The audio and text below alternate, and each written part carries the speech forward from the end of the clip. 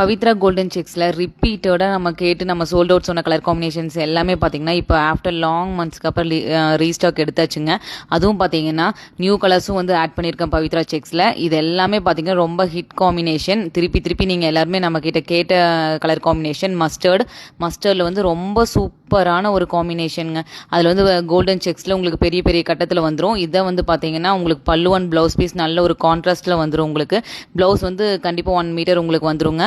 ஒரு சூப்பரான premium quality. Next colour பார்த்தீங்கன்னா அதை விட உங்களுக்கு டாப் மோஸ்ட் செல்லிங்கில் இருக்கக்கூடிய கலர் காம்பினேஷன் நல்ல ஒரு மெரூனில் உங்களுக்கு சாண்டில் காம்பினேஷன்.